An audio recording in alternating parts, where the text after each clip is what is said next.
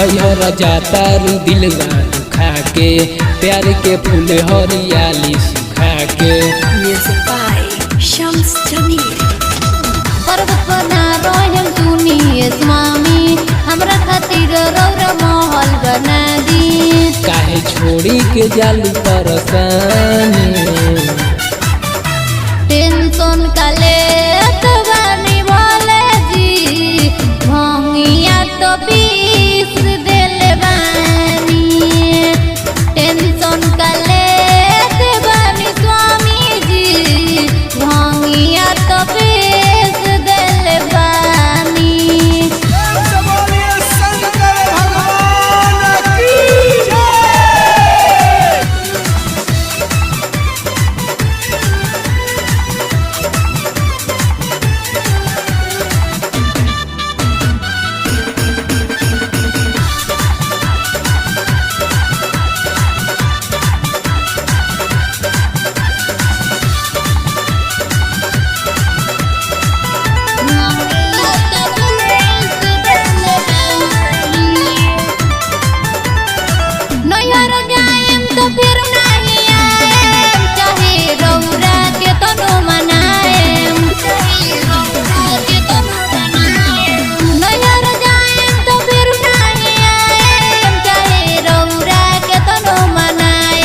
तोरे खातिर गौरा मड़ई छवाए कबो न एसी कूलर लगाए।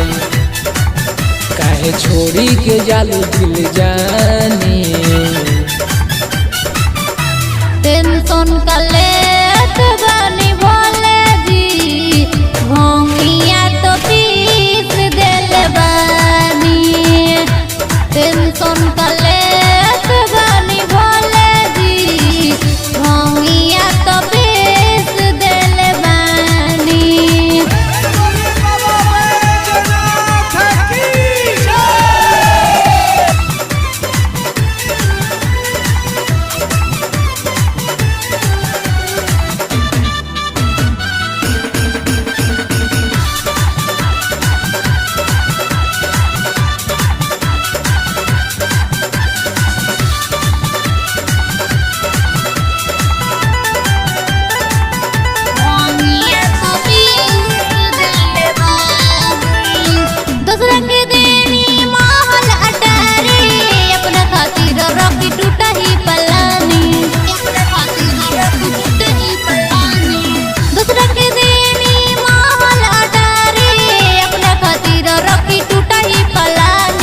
छोड़ तू गौरा महल में रहल अपना स्वामी के कर तू कहल।